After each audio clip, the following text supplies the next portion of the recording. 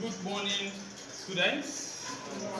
All right, today we would be running a practical on simple pendulum using the pendulum bob. We have our apparatus set. We have the meter rule. Theoretically, I've already told you all this. We also have the record stand. We have the thread attached to it, and we have our timer with one of us here. Now, this experiment actually have been performed because of time constraint. So we already have performed it. We ran 20 oscillations for each of the different lengths, just as specified on the board here. You've seen it.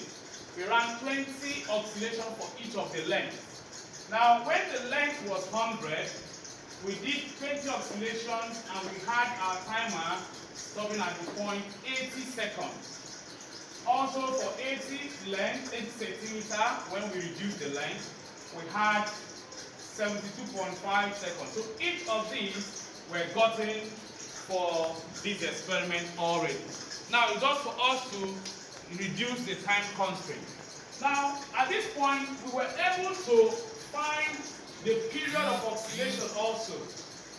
You get it? And I remember theoretically I told you that period of oscillation can be got when we divide the time we got here by the number of oscillations, which we did for 20 oscillations. Right? Yes. That was how we were able to derive this column. So for each of them we divide it by 20, you get this, divided by 20. Now from the question which I gave you already, we were also asked to find the square of the period. The square of the what? Period. So we also got this when we squared the period, we got this column. And we are asked to plot a graph of the squared period against the length. You get it? Yes, sir. So it's at this point, now looking at the graph we already plotted also, you see the maximum value for this squared was 16. So on our scale, we took 2 centimeters to represent 2 units. That was why we had this. And on the length axis, we saw that the maximum value is what? 100.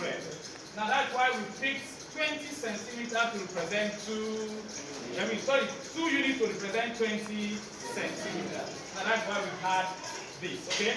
Now at this point, you find out that the graph was a straight line graph when we plotted it. Like for example, when it was 16, the length was 100. You get it? So that is why at 16, when dotted, you mean we're at 100. You get it now? At 100, we now have it. So after plotting our graph, we were also asked to find the slope. Now the slope also, we use the formula for slope, change in t squared over change in the length. That was why we followed this, the value here minus the value here, and also the value here minus the value here. So which gave us this value. You get it? Yes. Now it is at this point you can use the expression which I gave you theoretically to now find the value of G, whereby you can say that big T is equal to square of 2 coming. We use T equals 2 pi L over G. So if we use this, where G is the acceleration due to gravity, the L here is the length here. We'll find out that T squared will now be equal to what?